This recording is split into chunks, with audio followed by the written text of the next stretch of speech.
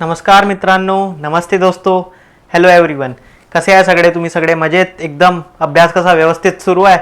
तर आपण स्टार्ट केलेले आहे MST CET के प्रीवियस ईयर क्वेश्चंस. हमने MST CET के प्रीवियस ईयर क्वेश्चन स्टार्ट किए हैं और मैथमेटिकल लॉजिक हम कवर कर चुके हैं.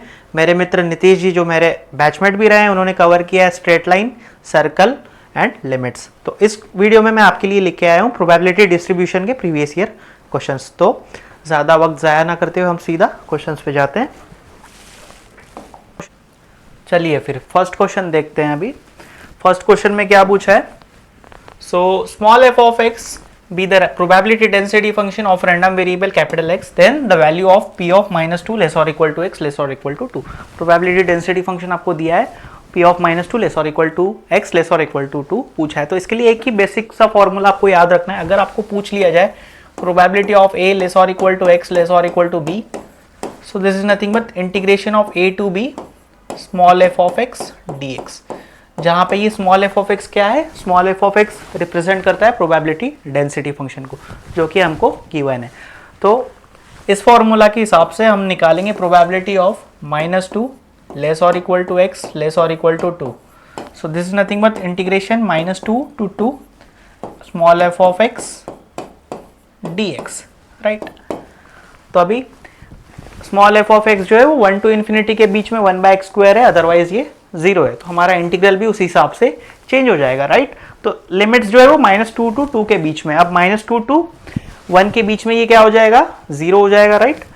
तो मैं कैसे लिख सकता हूँ इस इंटीग्रल को? 1 से 2 लिख लेता हूँ, क्योंकि -2 to 1 ये ऑलरेडी 0 है. सो this is nothing but integration 1 से 2 F of x is 1/x² dx.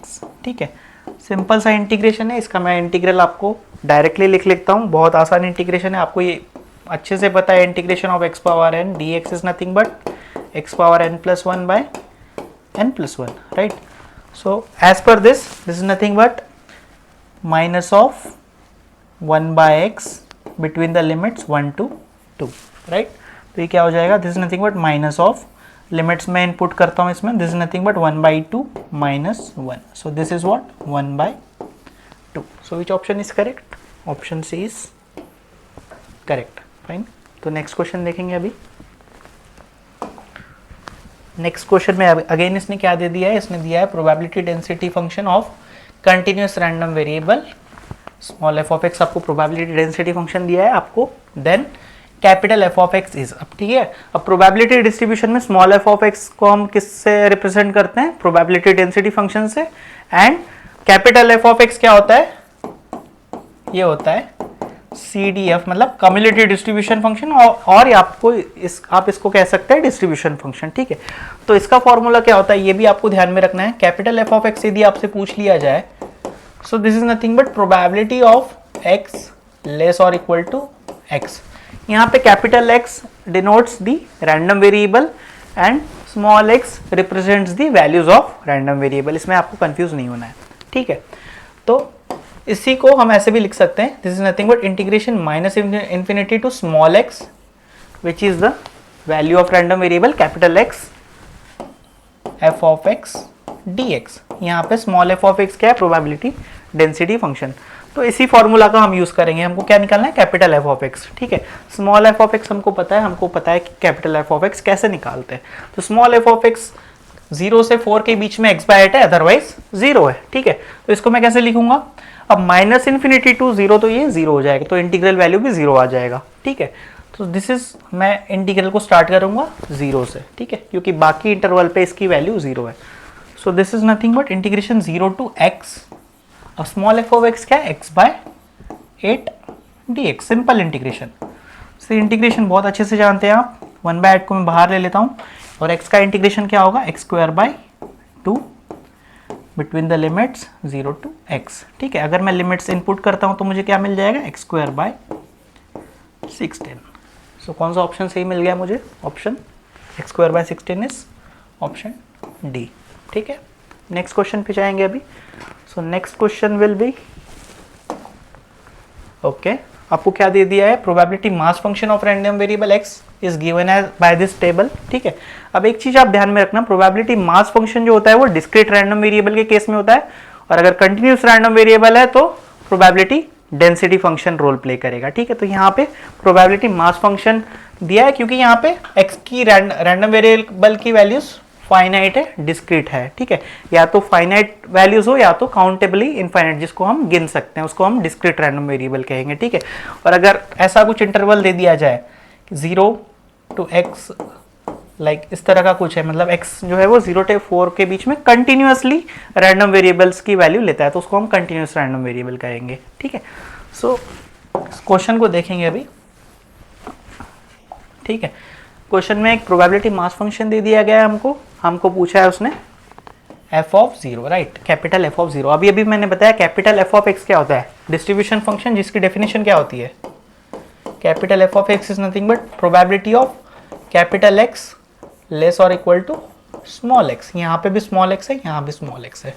ठीक है, as per this definition capital f of 0 क्या हो जाएगा, p of capital X less और इक्वल टू व्हाट, 0। यहाँ 0 है, यहाँ 0 आ जाएगा, राइट। तो भी ऑप्शन देखना, ऑप्शन में तो कहीं भी नहीं दिख रहा है मुझे प्रोबेबिलिटी ऑफ x लेस और इक्वल टू 0। ठीक है, तो अभी एक चीज आप ध्यान में रखना, x लेस और इक्वल टू 0 का मतलब क्या है, यहाँ पे 0 है, यहाँ आ जाएगा x लेस और इक्वल टू 0।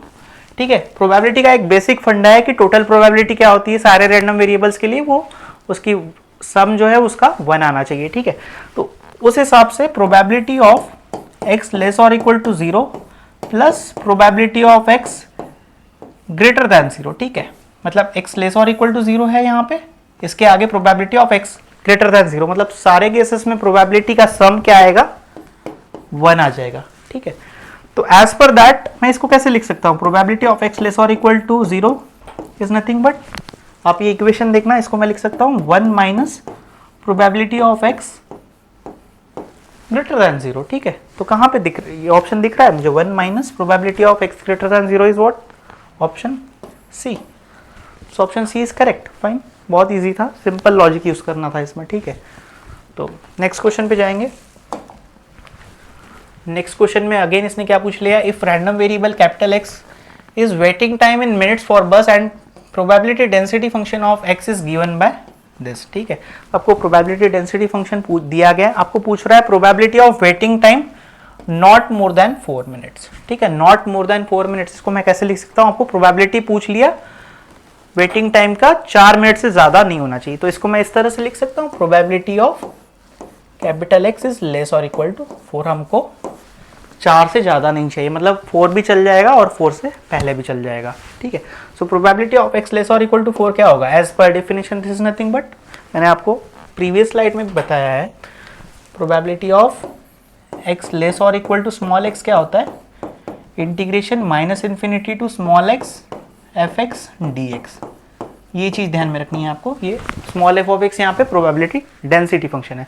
सो एज पर दैट ये क्या हो जाएगा, probability of minus infinity to 4 small f of x dx।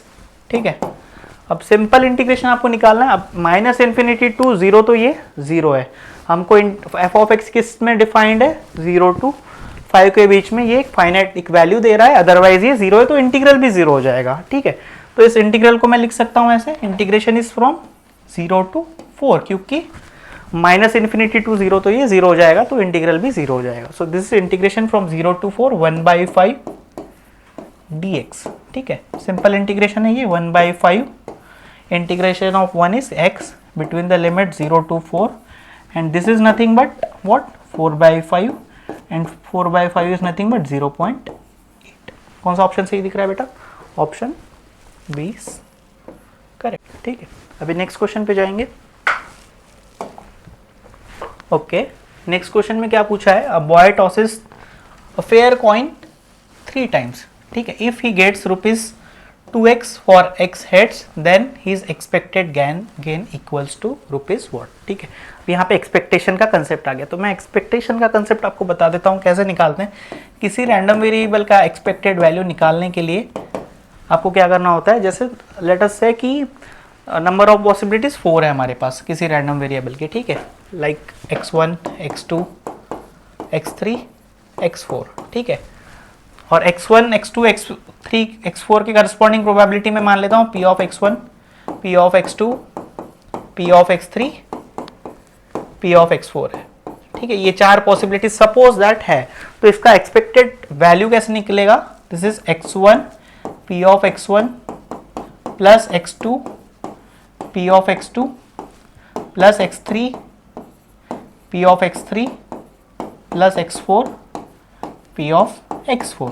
ठीक है, तो इसको अगर मैं जनरल वे में लिखूं, यहाँ पे तो मैंने एक पर्टिकुलर केस ले लिया कि रैंडम वेरिएबल x जो है वो 4 पॉसिबिलिटीज ले रहा है, तो एक्सपेक्टेड वैल्यू ऐसे निकलेगा। अगर मान लो मैं इसको इन जनरल लिखूं n के लिए, सो this is what expectation of x is summation of i's from 1 to n। यहाँ पे n स्मॉल n जो है वो हमने 4 लिया है, is xi into probability of xi।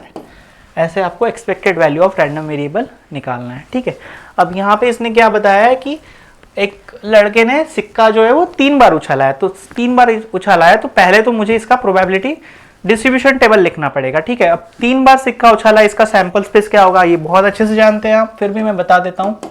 ठीक है, 3 टाइम्स अगर टॉस कॉइन किया है तो क्या क्या पॉसिबिलिटीज हो सकती है? या तो तीनों बार हेड आ जाए, या तो तीनों बार टेल आ जाए, या तो 2 बार हेड आए 1 बार टेल आए, या तो 2 बार टेल आए 1 बार हेड आए। ठीक है, तो मैं इसके पॉसिबल आउटकम्स लेता हूँ।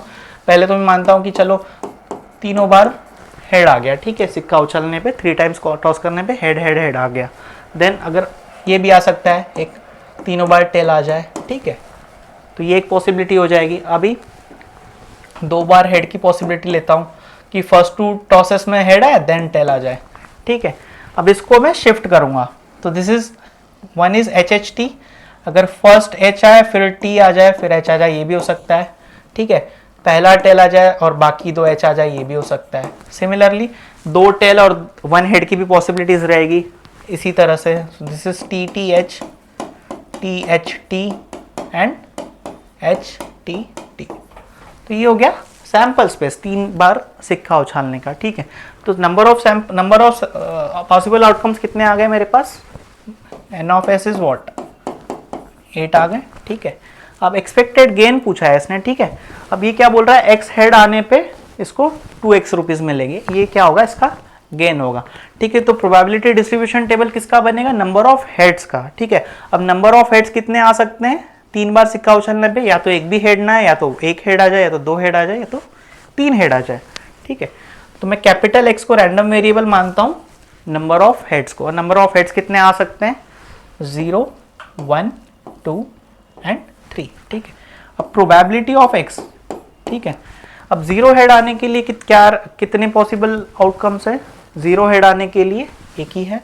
ठीक है, सो this is probability of getting getting 0 head is 1 by number of sample space 1/8। ठीक है, अब एक हेड आने के लिए कितने पॉसिबिलिटीज दिख रही है मुझे? 1, 2 एंड 3।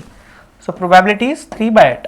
ठीक है, सिमिलरली 2 हेड भी आप वेरीफाई कर सकते हैं। 2 हेड आने के लिए भी प्रोबेबिलिटी क्या हो जाएगी? 3/8, और 3 हेड आने के लिए प्रोबेबिलिटी होगी 1/8। ठीक है, अब इसने एक्सपेक्टेड गेन पूछा है, मतलब गेन का भी एक मुझे कॉलम बनाना पड़ेगा। ठीक है, अब 0 हेड आने के लिए गेन कितना हो जाएगा? 2x दिया है, सो 0 आने के लिए 0 हो जाएगा। ठीक है, 1 हेड के लिए इट इज 2 × 1 इज 2, 2 हेड के लिए 2 × 2 इज 4, 3 हेड के लिए 3 × 2 इज 6। ठीक है, 0, 2, 4, 6। अभी आपको क्या निकालना है? Expected gain. ठीक है, तो दोनों फॉर्मूलाज को आप अगर आप कंपेयर करेंगे तो एक्सपेक्टेड गेन क्या होगा? 0 × 1/8 प्लस 2 × 3/8 प्लस 4 × 3/8 प्लस 6 × 1/8। आप वो एग्जाम्पल भी देख सकते हैं। ठीक है, बहुत आसान है। सो एक्सपेक्टेड गेन क्या होगा? 0 × 1/8 plus 2 × 3/8 plus 4 × 3/8 plus 6 × 1/8। Simple algebra है ये, इसको कैलकुलेट करेंगे। सो 2 × 3 is 6, 6 plus 12, 18, 18 plus 6 is 24/8। क्या आ गया? 3। So option, which option is correct? Option C is correct. Fine, तो ठीक है, नेक्स्ट क्वेश्चन पे जाएंगे अभी। अब नेक्स्ट क्वेश्चन में क्या पूछ रहा है देखना। A box contains 6 pens, 2 of which are defective. ठीक है, 6 पेन है एक बॉक्स में, उसमें से 2 डिफेक्टिव है, इसका मतलब 4 जो है वो नॉट डिफेक्टिव है, ठीक है। Two pens are taken randomly from the box, 2 pens को रैंडमली उठाया गया है बॉक्स से, ठीक है। If random variable x is denotes number of defective pens obtained. अब x जो है वो रैंडम वेरिएबल है जो कि किसको डिनोट करता है, नंबर ऑफ डिफेक्टिव पेन्स को, ठीक है। हमको क्या निकालना है, स्टैंडर्ड डिविएशन ऑफ x, ठीक है। अब स्टैंडर्ड डिविएशन क्या होता है, स्टैंडर्ड डिविएशन ऑफ x निकालने के लिए आपको वेरिएंस ऑफ x जानना जरूरी है। वेरिएंस ऑफ x जानने के लिए आपको एक्सपेक्टेशन ऑफ x स्क्वायर पता होना चाहिए और एक्सपेक्टेशन ऑफ x पता होना चाहिए। तो एक्सपेक्टेशन ऑफ x तो मैं आपको बता चुका हूं, ठीक है। अब वेरिएंस ऑफ x क्या होता है, वेरिएंस ऑफ x होता है expectation of x square minus expectation of x whole square, ठीक है। अब एक्सपेक्टेशन ऑफ x तो मैं आपको प्रीवियस एग्जांपल में बता चुका हूं, ठीक है। एक्सपेक्टेशन ऑफ x मैंने क्या बताया था, अगर हमारे पास डिस्क्रीट रैंडम वेरिएबल है तो एक्सपेक्टेशन ऑफ x क्या होता है, summation i goes from 1 to n xi p of xi, ठीक है। Similarly expectation of x square क्या होगा, summation i goes from 1 to n xi square p of xi, ठीक है। ये 2 चीज जानना जरूरी है वेरिएंस ऑफ x निकालने के लिए। अच्छा, अभी स्टैंडर्ड डेविएशन क्या होता है, standard deviation is nothing but under root of variance of x, ठीक है। तो अब ये expectation of x square and expectation of x whole square both are different, ये दोनों सेम नहीं है, इसमें आप कंफ्यूज नहीं होना, ठीक है। इतना पता होना चाहिए आपको, आप आराम से स्टैंडर्ड डेविएशन ऑफ x निकाल सकते हो। अच्छा, अब वेरिएंस और एक्सपेक्टेशन ये सब चीजें निकालने के लिए सबसे पहले तो प्रोबेबिलिटी डिस्ट्रीब्यूशन टेबल बनाना होगा, राइट। तो उसके लिए जो गिवन डेटा है उसके अकॉर्डिंग रैंडम वेरिएबल x क्या है, नंबर ऑफ डिफेक्टिव पेन्स को रिप्रेजेंट करता है। अच्छा, टोटल पेन्स कितनी है हमारे पास, 6 पेन्स है, उसमें से 2 जो है वो डिफेक्टिव है, 4 जो है वो नॉट डिफेक्टिव है, ठीक है। तो नंबर ऑफ डिफेक्टिव पेन्स कितनी है, 2 है, और पेन्स निकाली कितनी गई है, 2 निकाली गई है। मतलब जो पेन निकलेगी उसमें से या तो एक भी ऐसा हो भी हो सकता है कि एक भी पेन डिफेक्टिव ना हो, या तो एक डिफेक्टिव हो या तो दोनों डिफेक्टिव हो। तो x की कितनी पॉसिबिलिटीज होगी, x जो है वो नंबर ऑफ डिफेक्टिव पेन्स को रिप्रेजेंट करता है, x 0 भी हो सकता है, 1 भी हो सकता है, 2 भी हो सकता है। तो अभी आपको प्रोबेबिलिटी ऑफ x देखना है क्या होगा। प्रोबेबिलिटी ऑफ x मतलब x equal to 0 means 0 defective pen. अब 0 डिफेक्टिव पेन के लिए हमको कहाँ से मिलेगी पेन्स, यहाँ से मिलेगी, और 2 पेन हम निकाल रहे हैं तो क्या पॉसिबिलिटीज होगी, 4c2, 4 में से 2 पेन्स निकाल रहे हैं तो 4c2 पेन्स की पॉसिबिलिटीज होगी। इसके लिए परमुटेशन कॉम्बिनेशन आपको पता होना जरूरी है, ठीक है, अपॉन, ठीक है। अब टोटल नंबर ऑफ आउटकम्स कितने होंगे इसमें, टोटल नंबर ऑफ पेन्स है 6, हम 2 निकाल रहे हैं तो 6c2, ये हो जाएगी probability of x equal to 0, ठीक है। अब एक डिफेक्टिव पेन के लिए क्या होगा, एक डिफेक्टिव पेन यहाँ से निकलेगी और सेकंड पेन जो है वो नॉन डिफेक्टिव होगी, सो दैट इज 2c1, यहाँ से एक निकला, यहाँ से एक निकला, 4c1, and total possibilities are 6c2। Next is x equal to 2, मतलब दोनों पेन्स डिफेक्टिव होगी, मतलब दोनों पेन्स यहीं से निकलेगी, that means 2c2 bye 6c2, ठीक है, आसान है। अब 6c2 कैसे निकालते हैं, आपको ये पता होगा, NCR का एक फॉर्मूला आता है, this is nothing but n factorial by r factorial into n minus r factorial, this is also important. तो 6c2 इसके तहत क्या होगा, this is nothing but 6 factorial, ठीक है, 2 का फैक्टोरियल, देन 6 माइनस 2 का factorial which is 4 factorial. So this is what 6 into 5 into 4 factorial by 2 factorial into 4 factorial, cancel हो गया। अब 6 इंटू 5 इज 30, 30 बाय 2 इज 15, तो 6c2 क्या मिल गया मुझे, 15, ठीक है। सो 6c2 is what, 6c2 is nothing but 15। अब बाकी वैल्यूज हम आसानी से कैलकुलेट कर सकते हैं। 4c2 क्या होगा, 4c2 is nothing but 4 factorial by 2 factorial into 2 factorial which is nothing but 4 into 3, 2 factorial gets cancelled, this is 2, this is 4 into 3 by 2 is nothing but 6, ठीक है। तो 4c2 मुझे क्या मिल गया, 6। सो यहाँ पे क्या आ जाएगा, 6 बाय 15, ठीक है। अब NC1 आपको ध्यान में होगा, NC1 क्या होता है हमेशा, NC1 इज ऑलवेज n, ठीक है। तो यहाँ पे क्या है, 2c1 is what, 2 into 4 which is nothing but 8 and divided by 15, ठीक है। अब नेक्स्ट इज NCN, आपको पता होना चाहिए NCN क्या होता है, NCN हमेशा क्या होता है 1, सो NCN इज 1, ठीक है।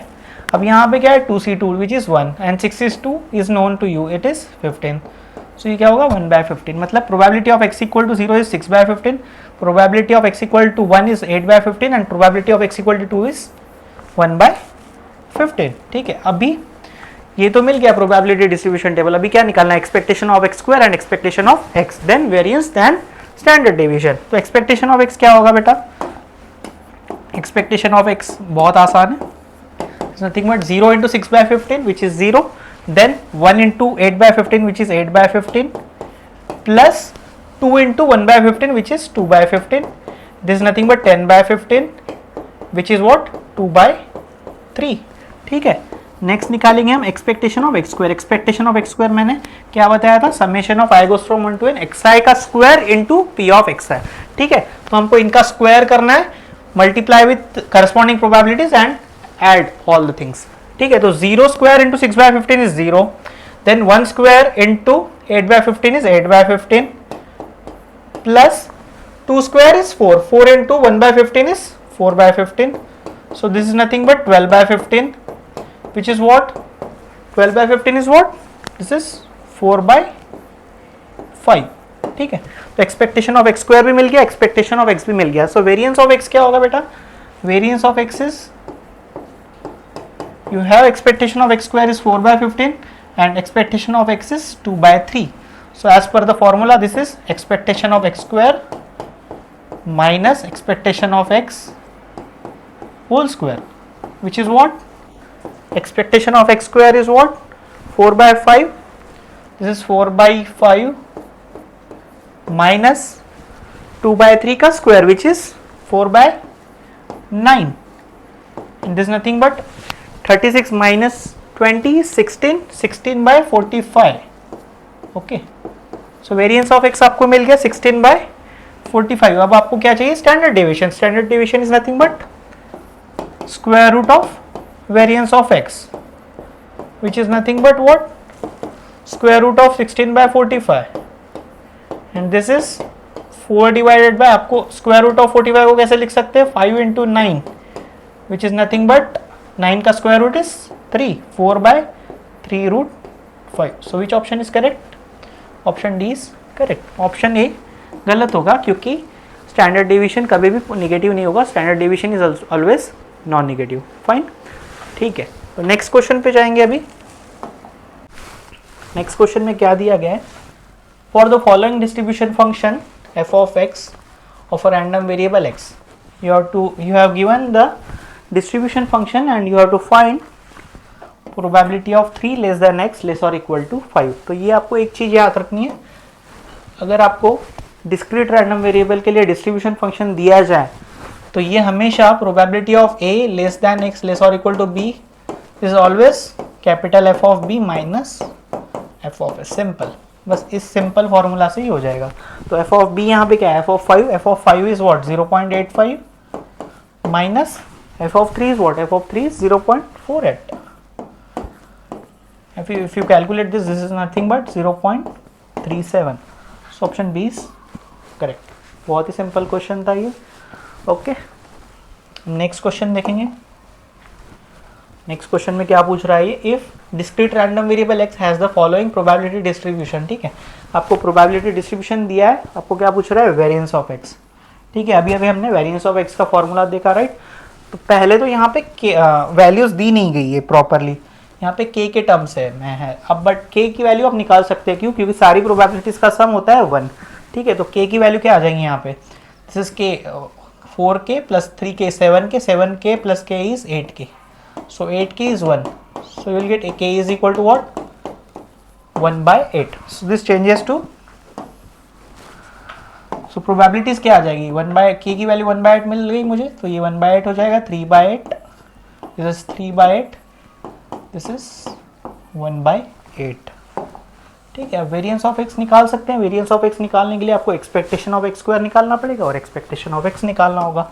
सो एक्सपेक्टेशन ऑफ x क्या होगा? Expectation of x is nothing but 0 into 1/8 plus 1 into 3/8 plus 2 into 3/8 plus 3 into 1/8. सो ये क्या हो जाएगा? 3/8 plus 6/8 plus 3/8 8. So this is nothing but 12 by 8 which is nothing but 3 by 2.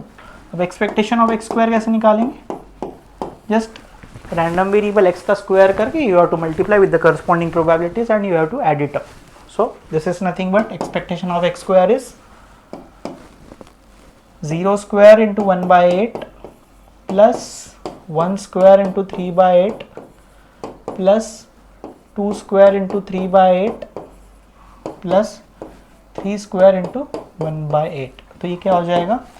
3 by 8 plus 12 by 8 plus this is 9 by 8.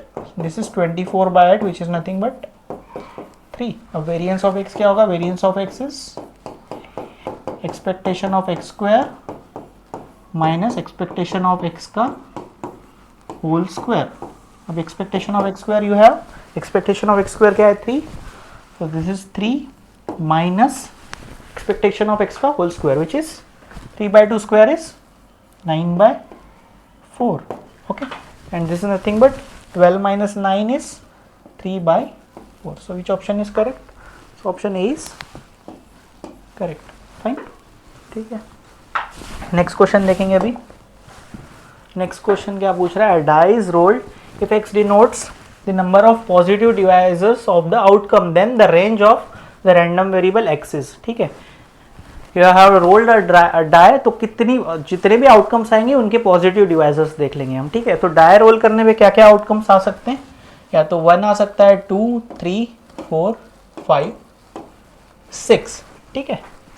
अब x किसको denote कर रहा है? Number of positive divisors of the possible outcomes. ठीक है. तो ये आउटकम्स है. अब इसके कितने पॉजिटिव डिवाइजर्स है हम देख लेंगे, उसका हमको रेंज पूछा गया है. ठीक है. तो इसके कितने पॉजिटिव डिवाइजर्स हैं? 1 के एक ही है, खुद 1. 2 के कितने पॉजिटिव डिवाइजर्स हैं? 2, 1 और 2. इसके 2 पॉजिटिव डिवाइजर्स हैं. 3 के कितने हैं? 3 इज अ प्राइम नंबर, तो 2 ही पॉजिटिव डिवाइजर्स होंगे. सो दिस इज 2. 4 के कितने पॉजिटिव डिवाइजर्स हैं? 1, 2, 4, मतलब टोटल नंबर इज 3. 5 के कितने हैं? 1 एंड 5, तो टोटल नंबर इज 2. 6 के पॉजिटिव डिवाइजर्स कितने हैं? 1, 2, 3 and 6 itself. So number is 4. अब ये क्या पूछ रहा है? Range of random variable axis. ठीक है. तो नंबर ऑफ पॉजिटिव डिवाइजर्स कह रहा है. एक्स किसको डिनोट कर रहा है? Number of positive divisors of possible outcomes. तो 1 भी है मेरे पास, 2 भी है, 3 भी है, 4 भी है. तो रेंज में क्या आ जाएगा? 1, 2, 3, 4. This is the range of random variable x. ठीक है. Simple. So option B is correct here. ठीक है. अब नेक्स्ट क्वेश्चन पे जाएंगे. Okay, a coin is tossed 3 times. If x denotes the absolute difference between the number of heads and number of tails, then probability of x equal to 1 is. ठीक है. सिक्के को 3 बार उछाल रहा है ये, राइट.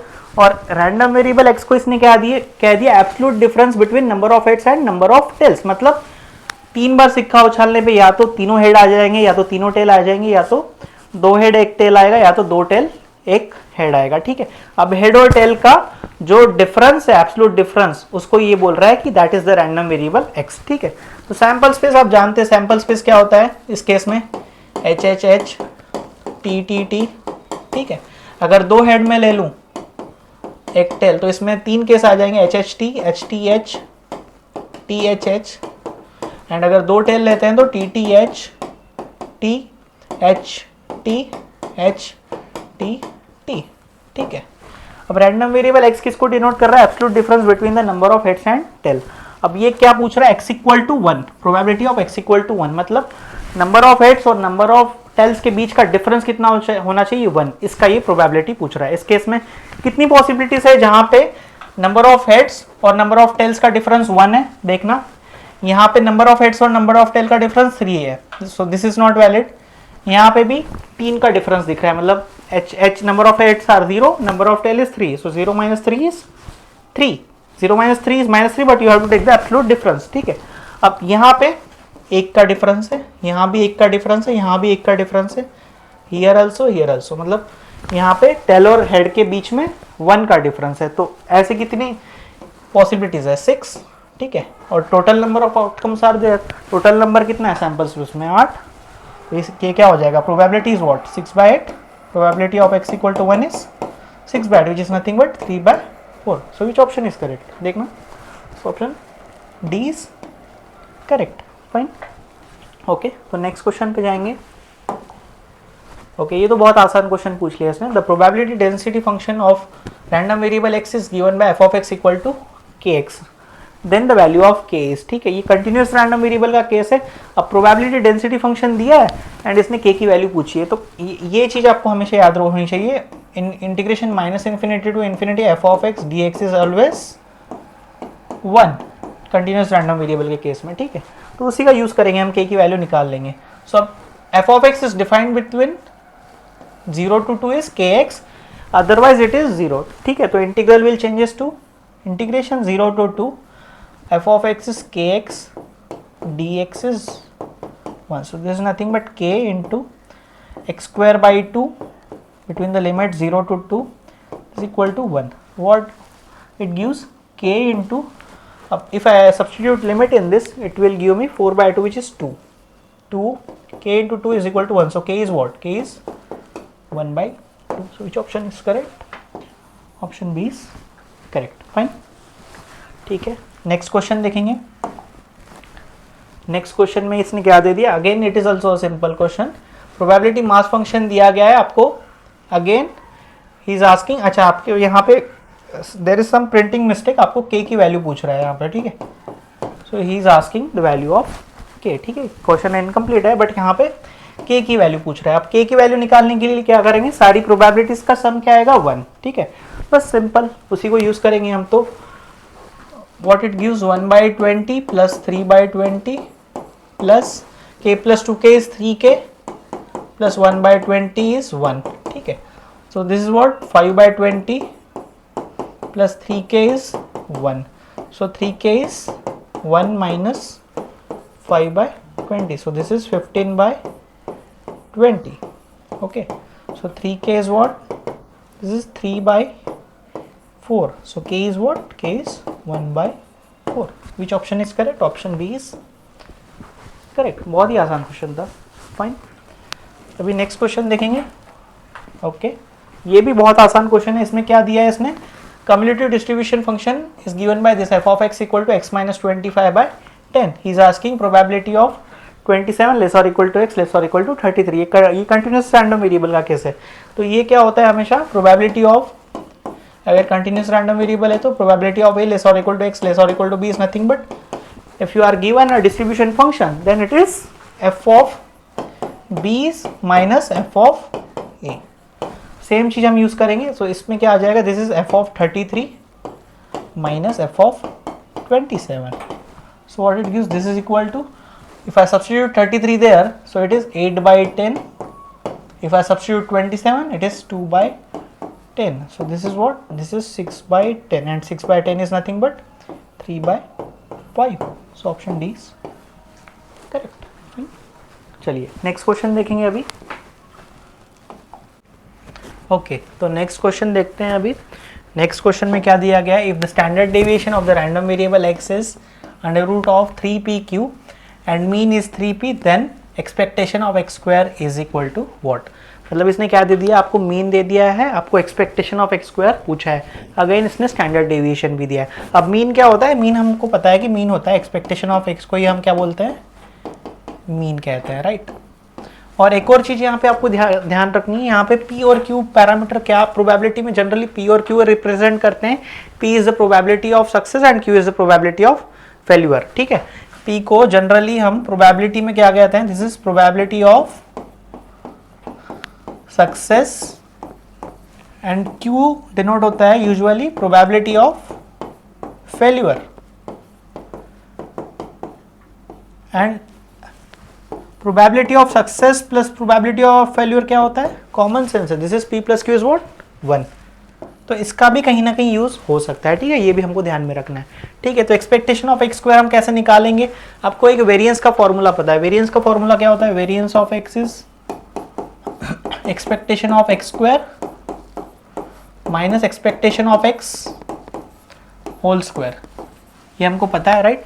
अब हमको क्या चाहिए? Expectation of x square. अब वेरिएंस ऑफ एक्स हमको नहीं पता है बट वेरिएंस ऑफ एक्स हम पता कर सकते हैं क्योंकि हमको स्टैंडर्ड डेविएशन दिया है. स्टैंडर्ड डेविएशन क्या होता है? Standard deviation is nothing but what? Under root of variance of x is equal to standard deviation. तो यहां से वेरिएंस ऑफ एक्स मिल जाएगा. वेरिएंस ऑफ एक्स कैसे मिलेगा? Variance of x is standard deviation का स्क्वायर कर लेंगे, राइट? तो according to that variance of x क्या आ जाएगा? इसका स्क्वायर करेंगे तो that is 3pq is equal to expectation of x square which you have to find minus expectation of x whole square. अब expectation of X means mean हमको दिया गया, दैट इज 3p. 3p का क्या square होगा? It is 3p square is what? 9p square. So expectation of x square हमको क्या मिल गया? ये वहां जाएगा तो this is 3pq plus 9p square. Again it can be written as 3p into q plus 3p. Fine. अब ऐसा कुछ ऑप्शन दिख रहा है हमको, देखना. 3p into Q plus 3p तो कहीं नहीं है, तो इसका मतलब हमको ये रिलेशन यूज करना होगा, p plus q equal to 1. अब p plus q equal to 1 से मुझे q की वैल्यू क्या मिल जाएगी? q is nothing but 1 minus p. इसको q को मैं 1 माइनस p सब्सटीट्यूट करूंगा. सो what I will gate? 3p into Q की जगह 1 minus p plus 3p. So I will gate 3p into 1 plus 2p. कहीं दिख रहा है ये option? 3p into 1 plus 2p. Yes, I am getting this option. So option A is correct for this question. Fine. Next question देखेंगे. Okay, next question में इसने क्या दिया है?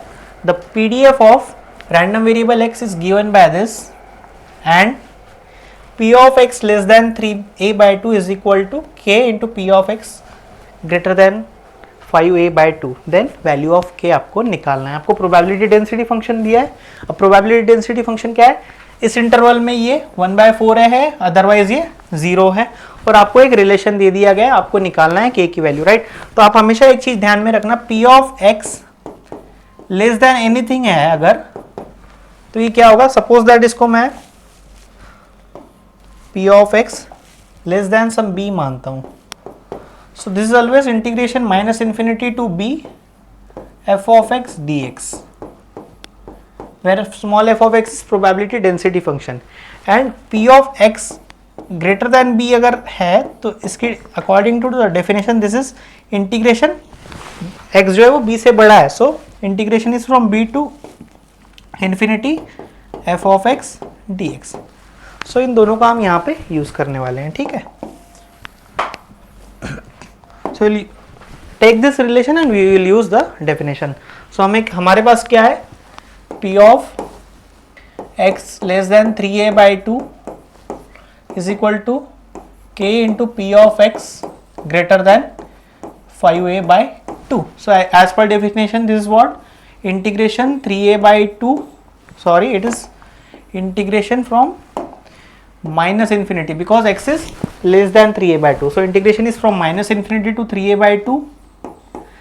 Small f of x dx is equal to k into integration. अब x is greater than 5a/2, so it will start from 5a/2 up to infinity fx dx. ठीक है? अब fx जो है वो 0 to 4a के बीच में क्या दिया है हमको? 4a है, 1/4 है, अदरवाइज ये 0 है. मतलब बाकी 0 से पहले ये 0 है, 4a के बाद भी ये 0 है. तो ये क्या इंटीग्रल कैसे चेंज होगा? माइनस इन्फिनिटी टू 0, तो इंटीग्रल की वैल्यू 0 हो जाएगी. So I will start it from 0 to 3a/2 because upper limit is 3a/2. So fx is what? In this interval fx is 1/4a with respect to x is equal to k into integration is from 5a/2. ठीक है? 5a/2 lies in this interval 0 to 4a, right? And it will go up to 4a because after 4a fx is 0, so ultimately integral is also 0. So fx is 1/4a with respect to x. अब दोनों side constant है, 1/4a 1/4a cancel हो जाएगा. तो क्या बचेगा? यहाँ पे क्या मिलेगा? Integration of 1 dx. अब इंटीग्रेशन ऑफ 1 dx क्या होता है? x between the limits 0 to 3a/2 is equal to k into, again this is integration 1 dx which is x, so x between the limits 5a/2 to 4a. ठीक है, अगर मैं यहाँ पे लिमिट्स रखूंगा तो क्या आ जाएगा, this is 3a/2 minus 0 is equal to k into what, 4a minus 5a/2 क्या होगा, again 4a minus 5a/2 is 3a/2. तो मुझे क्या मिल जाएगा यहाँ से, k की वैल्यू क्या मिलेगी यहाँ से, k is equal to nothing but 1. So what I got, k is equal to 1. So which option is correct, option A is correct. ठीक है, प्रोबेबिलिटी डिस्ट्रीब्यूशन बहुत ही स्कोरिंग है, बहुत आसान क्वेश्चन है, अगर इसको आप अच्छे से कर लेंगे तो फाइन. तो बढ़ते हैं नेक्स्ट क्वेश्चन की तरफ. अब नेक्स्ट क्वेश्चन देखना क्या है. अब प्लेयर टॉसेस 2 फेयर कॉइन्स, उसने 2 सिक्के उछाले हैं. ही विंस ₹5 इफ 2 हेड्स अपीयर. ठीक है, अगर 2 सिक्के उछालने पे दोनों बार हेड आते हैं तो उसको ₹5 मिल जाएंगे, एक हेड आने पे उसको ₹2 मिलेंगे, और कोई भी हेड ना आने पे उसको ₹1 मिलेगा. तो कोई भी चाहेगा कि दो हेड आ जाए तो मुझे ज़्यादा पैसे मिल जाए. ठीक है, फाइन. अब काम क्या है यहाँ पे, हमको क्या निकालना है, the variance of his winning amount. अब यहाँ पे वेरिएंस किसका निकालना है, उसके विनिंग अमाउंट का निकालना है. मतलब विनिंग अमाउंट यहाँ पे एक रैंडम वेरिएबल का रोल प्ले करेगा. तो इसका मतलब हमको सब, यहाँ पे हेड की बात हो रही है तो हमको प्रोबेबिलिटी डिस्ट्रीब्यूशन टेबल जानना जरूरी है, तभी हम वेरिएंस निकाल पाएंगे. ठीक है, तो अगर मैं रैंडम वेरिएबल x को मैं नंबर ऑफ हेड्स मान लेता हूँ. ठीक है, तो नंबर ऑफ हेड्स, 2 सिक्के उछालने पे कितने आ जाएंगे, या तो 0 आएगा, या तो 1 आएगा, या तो 2 आ जाएगा. राइट. ठीक है, अब 0 हेड आने पे विनिंग अमाउंट क्या है, विनिंग अमाउंट मैं लिख लेता हूँ यहाँ पे. विनिंग अमाउंट को हम मान लेते हैं रैंडम किसी वेरिएबल से डिनोट करते हैं. विनिंग अमाउंट को मैं मान लेता हूँ y. ठीक है, तो 0 हेड आने पे कितने रुपए मिल जाएंगे उसको, ₹1. एक हेड आने पे कितने रुपए मिल जाएंगे उसको, ₹2, एंड 2 हेड आने पे उसको ₹5 मिल जाएंगे. ठीक है, अब मैं निकालूंगा प्रोबेबिलिटी ऑफ, मुझे वेरिएंस किसका निकालना है, विनिंग अमाउंट का निकालना है. ठीक है, तो प्रोबेबिलिटी ऑफ y भी जानना जरूरी है. ठीक है, अब ₹1 कब मिलेगा, जब 0 हेड आएंगे. अब 0 हेड आने की प्रोबेबिलिटी क्या होगी, अब 2 सिक्के उछालते हैं तो सैंपल स्पेस कैसा होगा, ये बहुत अच्छे से जानते हैं आप. या तो दोनों हेड आएंगे, या तो एक हेड एक टेल आएगा, या तो एक हेड आएगा, या तो दोनों टेल आ जाएंगे. तो टोटल पॉसिबल आउटकम्स कितने हैं, 4. ठीक है, तो 0 हेड आने की पॉसिबिलिटी कितनी, एक ही है. तो यहाँ पे प्रोबेबिलिटी क्या आ जाएगी, 1/4. ठीक है, नेक्स्ट इज यहाँ पे ₹2 मिलने के लिए क्या होना जरूरी है, एक हेड आना जरूरी है. अब एक हेड आने की पॉसिबिलिटीज कितनी है, 2. सो प्रोबेबिलिटी क्या हो जाएगी, 2 divided by number of possible outcomes which is 2/4. Similarly 2 head आने की कितनी पॉसिबिलिटीज है, एक ही दिख रही है मुझे, विच इज, सो प्रोबेबिलिटी क्या होगा, 1/4. आप आसानी से वेरिएंस निकाल सकते हैं. अभी वेरिएंस ऑफ विनिंग अमाउंट मतलब वेरिएंस ऑफ y. अब वेरिएंस निकालने के लिए एक्सपेक्टेशन निकालना होगा, expectation of y and expectation of y². कोई बड़ी बात नहीं, इसको आसानी से निकाल सकते हैं. तो एक्सपेक्टेशन ऑफ y क्या हो जाएगा, आप बहुत अच्छे से जानते हैं, random variable into probabilities, random variable into probabilities और add it up. So it is what, 1 into 1/4 which is 1/4 plus 2 into 2/4 is 4/4 plus 5 into 1/4 is 5/4. This gives me 10/4. ठीक है, अब एक्सपेक्टेशन ऑफ y² क्या होगा, इसमें क्या करना होता है, जो वेरिएबल्स है, रैंडम वेरिएबल की जो वैल्यूज है उसका स्क्वायर करना होता है, multiply with the corresponding probabilities and add it up. So this is what, 1 square into 1/4 which is 1/4 plus 2 square into 2/4, 2 square is 4, 4 into 2 is 8/4 plus 5 square into 1/4 which is 25/4. So this gives me what, this is 34/4.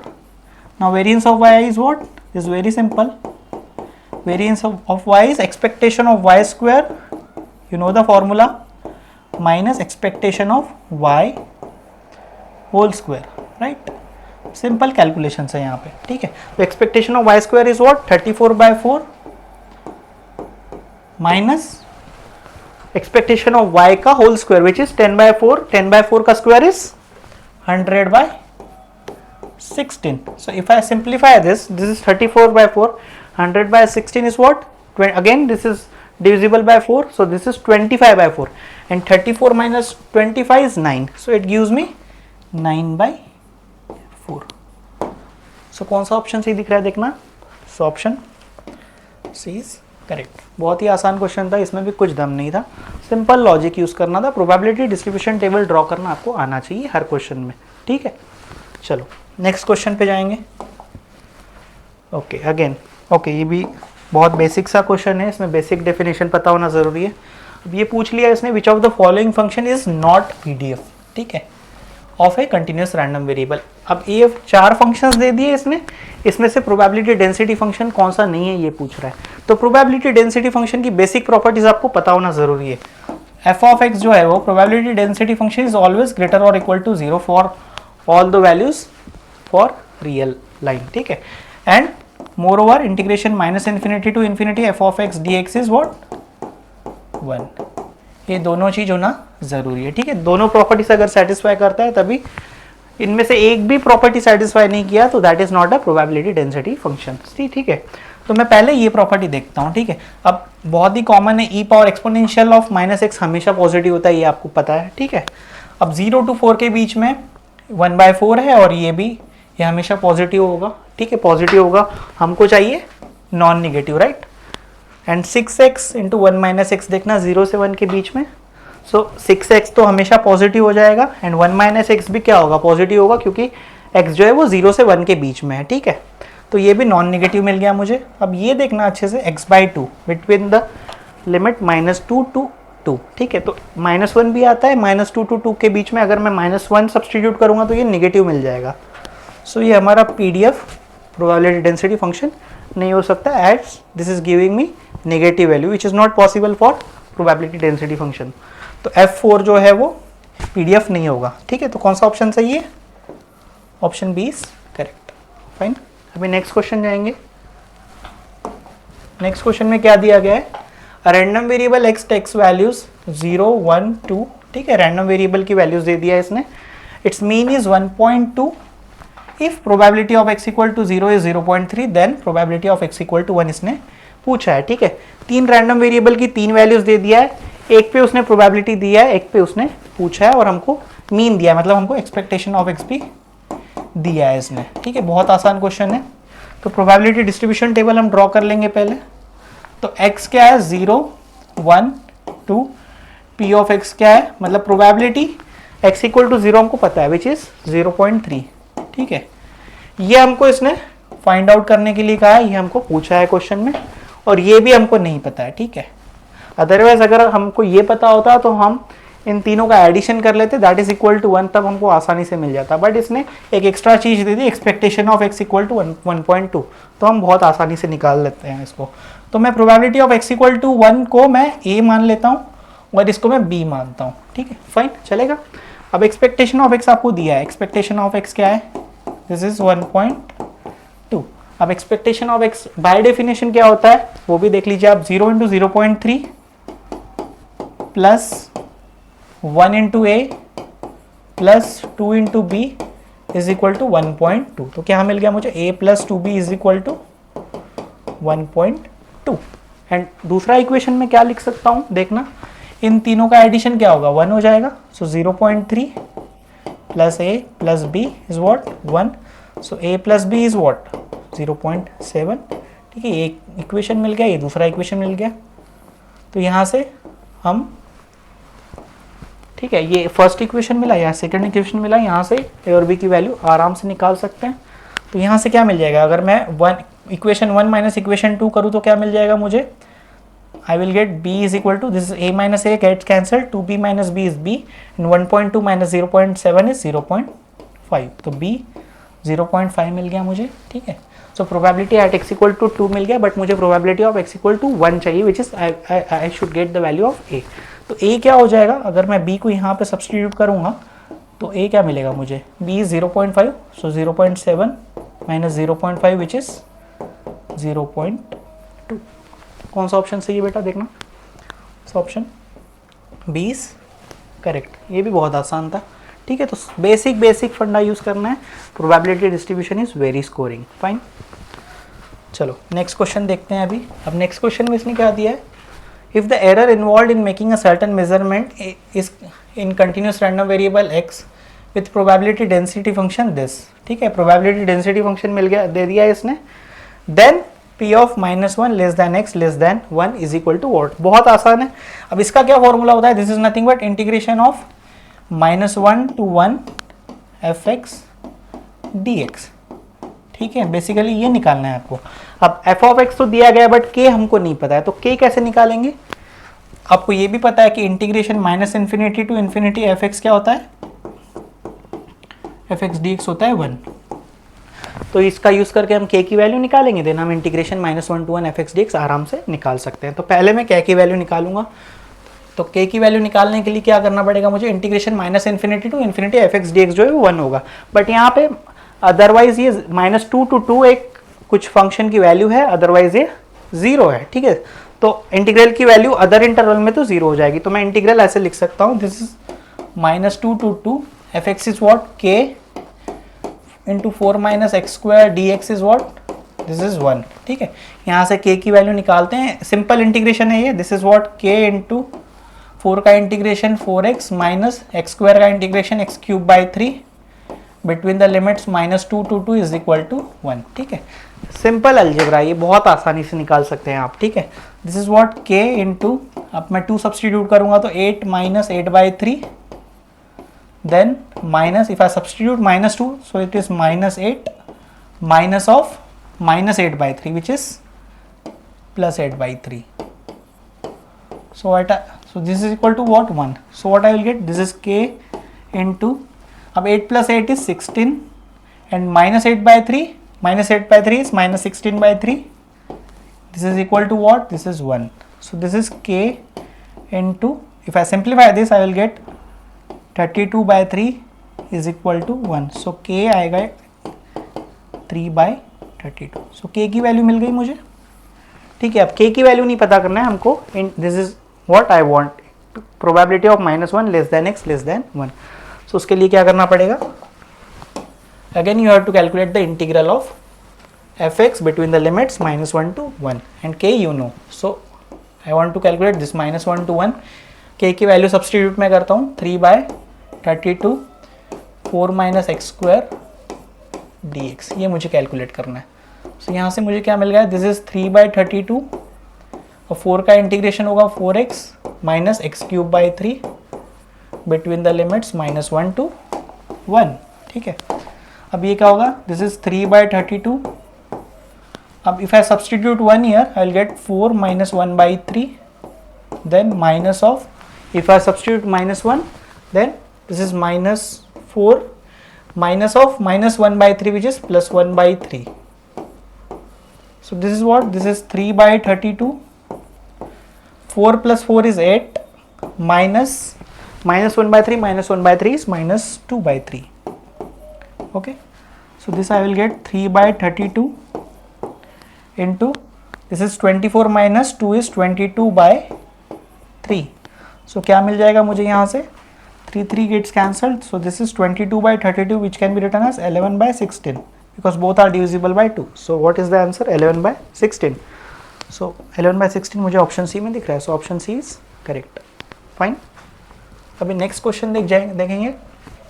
Okay, next question तो बहुत आसान है, बिना pen चलाए भी इसको आप कर सकते हैं। देखना, आपको डिस्ट्रीब्यूशन फंक्शन दिया गया है और आपको p of x greater then 1 पूछा गया है। ठीक है, तो सिंपल सा लॉजिक है, p of x greater than 1 को मैं ऐसे लिख सकता हूँ, 1 minus p of x less और equal to 1 by total probability, इसमें कोई दिक्कत नहीं है। ठीक है, अब p ऑफ x लेस और इक्वल टू a क्या होता है, ये मैंने पहले भी किसी क्वेश्चन में बताया है, ये होता है f of a, capital F of a, capital F denotes distribution function. ठीक है, तो ये क्या हो जाएगा उस हिसाब से, this is 1 minus p of x less और equal to 1 means 1 minus f of 1। अब f ऑफ x आपको पता है, f of x is what, √(x/2). So इसमें मैं 1 सब्सटीट्यूट करूंगा, so this is what 1 minus √(1/2). So this is what 1 minus 1/2 which is 1/2। So कौन सा ऑप्शन सही है, देखना ऑप्शन डी इज करेक्ट। बहुत आसान था ये भी। चलिए नेक्स्ट क्वेश्चन पे जाएंगे अभी। ओके, नेक्स्ट क्वेश्चन में भी बहुत आसान है, इसमें भी कुछ दम नहीं है। देखना, प्रोबेबिलिटी डेंसिटी फंक्शन दिया है, एफ ऑफ एक्स जो है वो 1/2 वैल्यू ले रहा है 0 to 2 के बीच में, अदरवाइज ये 0 है। आपको ए निकालना है और बी निकालना है। ठीक है, यहाँ से, और ए और बी के बीच का रिलेशन निकालना है। तो अभी अभी मैंने बताया था आपको ए क्या है, A is P of X less than 1/2। ये क्या होता है, this is nothing but integration minus infinity to 1/2 F x D x. ठीक है, एफ एक्स आपको दिया गया है 1/2। अब 0 से 2 के बीच में ये 1/2 है, अदरवाइज ये 0 है। सो इंटीग्रल कैसे चेंज होगा, this is integration 0 to 1/2 F x क्या है 1/2 विथ रिस्पेक्ट टू एक्स। तो ये क्या देगा मुझे, इस 1/2 integration is X between the limits 1/2। So यहाँ से क्या आ जाएगा 1/2 into 1/2, this is 1/4। Similarly you can calculate the value of B. B क्या दिया गया है, probability of X greater than 3/2। तो इसको कैसे लिख सकते हैं, this integration from 3/2 to infinity, क्योंकि random variable X is greater than 3/2, that's why we are going from 3/2 to infinity. F x D x, F x क्या है 1/2 डी एक्स। ठीक है, अब 2 के बाद तो ये क्या है, एफ एक्स की वैल्यू 0 है तो इंटीग्रल भी 0 आ जाएगा। तो इसको मैं कैसे लिख सकता हूँ, this is integration from 3/2 to 1/2 d x. So this is what, this 1/2। अब integration of constant is x, integration of 1 is x between the limits 2 to 3/2। तो मुझे क्या मिल जाएगा, अच्छा मैं इसको एक्सप्लेन लिख लेता हूँ, this is 3/2 to 2। So this is what 1/2। अब यहाँ क्या आ जाएगा 2 minus 3/2, 2 minus 3/2 is what 1/2। So 1/2 and this is 1/4। तो a भी मुझे 1/4 मिल गया देखना, और b भी मुझे 1/4 मिल गया। तो देखना कौन सा रिलेशन सही हो सकता है, देखना अच्छे से, a माइनस बी 0 सही होगा क्योंकि दोनों की वैल्यू सेम है। So option A is correct. Fine, चलिए तो सीधा नेक्स्ट क्वेश्चन पे जाते हैं अभी। तो चलिए जी नेक्स्ट क्वेश्चन देखते हैं। नेक्स्ट क्वेश्चन में आप देखना आपको निकालना क्या है, इतना बड़ा क्वेश्चन तो मैं पढ़ूंगा नहीं। Expected value of maintenance cost निकालना है, ठीक है। और यहाँ पे दिया गया डिस्ट्रीब्यूशन ऑफ मेंटेनेंस एक्सपेंसेस, ठीक है। तो क्यों पढ़ना है इतना इंग्लिश, हमको क्यों टाइम वेस्ट करना है, ठीक है। हमको निकालना है expected value of maintenance cost, और हमारे पास डिस्ट्रीब्यूशन टेबल ऑलरेडी है, और आपको पता है कि एक्सपेक्टेड वैल्यू कैसे निकालते हैं किसी रैंडम वेरिएबल की। यहाँ पे एक्सपेक्टेड वैल्यू मेंटेनेंस कॉस्ट की निकालनी है, जिसका हमारे पास डिस्ट्रीब्यूशन टेबल आराम से है। तो ठीक है, तो बहुत सिंपल है, यहाँ पे कैसे निकल जाएगा एक्सपेक्टेशन ऑफ मेंटेनेंस कॉस्ट को मैं एक्स मान लेता हूँ, ठीक है। सिंपल है, आपको रैंडम वेरिएबल्स को प्रोबेबिलिटीज से, करस्पॉन्डिंग प्रोबेबिलिटीज से मल्टीप्लाई करना है और उन सबको ऐड कर लेना है, दैट्स इट। तो ये क्या होगा 0 इंटू 0.35 0, देन आपको करना है 500 into 0.25 which is nothing but 125 plus 1000 into 0.15 which is 150 plus 1500 into 0.10 which is nothing but this is 150 plus 200 into 0.08, so which is 160 plus 2500 into 0.05 which is 125 plus 3000 into 0.02 which is nothing but 60। Okay अब इन सबको आप add कर लीजिए, देखिए आपको answer मिल जाएगा। क्या मिलेगा answer, this is 300 425 and this is 425 plus 125 is 550, 550 plus 160 710, 710 plus 60 770। So I got the answer, ठीक है। तो ऐसा क्वेश्चन अगर आपको दिख जाए, बहुत सारी इंग्लिश है जिसमें, तो आप क्या करना, देख लेना कि इससे हमारा काम बन रहा है क्या, इंग्लिश पढ़ने की ज़रूरत है क्या। अगर ज़रूरत नहीं है तो क्यों टाइम वेस्ट करना, ठीक है। बहुत आसान था। तो चलो फिर इसी तरह से अगला क्वेश्चन देखते हैं। ओके नेक्स्ट क्वेश्चन ये तो पढ़ लेंगे हम। In a meeting 60% of the members favour, ठीक है, 60% लोगों ने फेवर में वोट दिया है and 40% oppose a certain proposal. A member is selected at random if we take x equal to 0 if he opposed and x equal to 1 if he is in favor, ठीक है। तो random variable x equal to 0 ले लिया है इन्होंने, oppose के लिए 0 किसके लिए लिया है, a member is selected if x equal to 0 if he oppose and x equal to 1 लिया है जब वो फेवर में है, ठीक है। और प्रोबेबिलिटीज हम निकाल सकते हैं। तो 60% मेंबर जो हैं वो क्या कर रहे हैं, फेवर में बोल रहे हैं, एंड 40% जो है वो अपोज कर रहे हैं।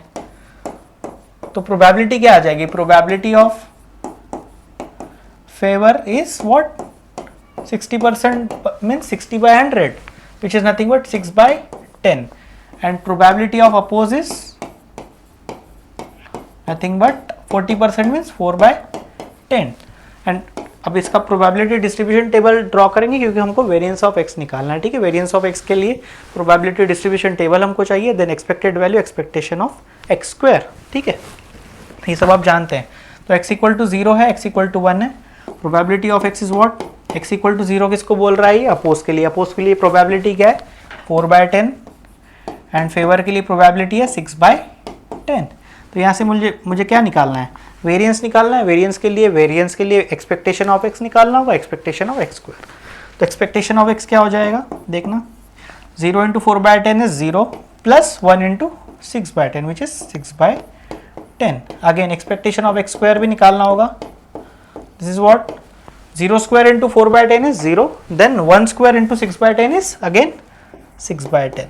अब वेरिएंस ऑफ एक्स क्या आ जाएगा हमारे पास, दिस इज आपको इसका फॉर्मूला पता है, expectation of x square minus expectation of X का whole square. So this is what expectation of x square is what 6/10 minus 6/10 का स्क्वायर विच इज 36/100, ठीक है।